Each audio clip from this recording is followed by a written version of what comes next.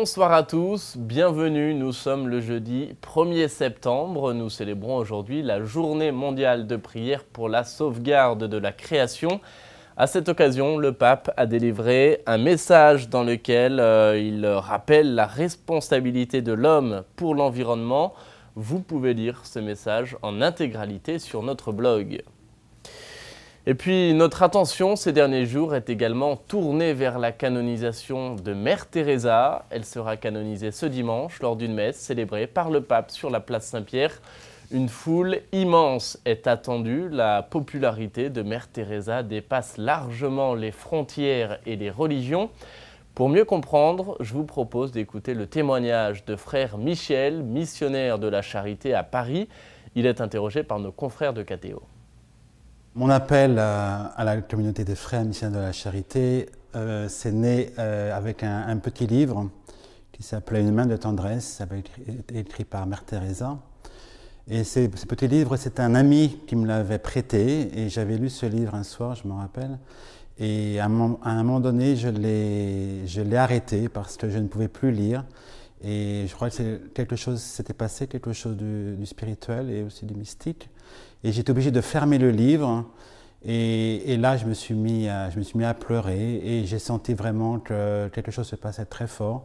Et voilà, que l'Esprit m'appelait à cette vocation.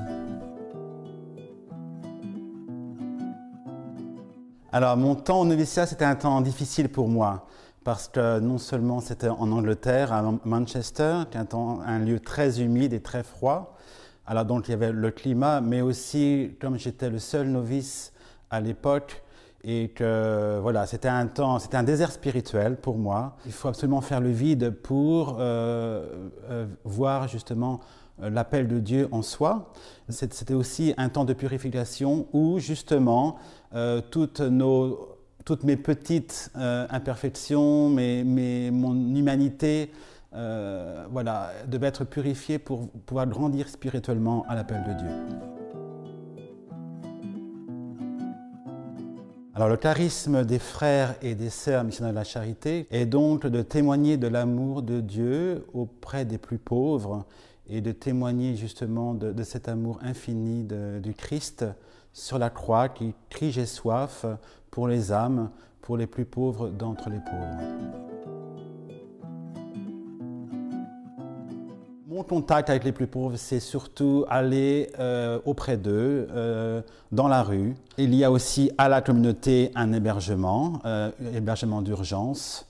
Donc pour moi, c'est très important de pouvoir vivre avec les pauvres parce que ce rapport au monde aussi s'inscrit dans ce partage avec les plus pauvres.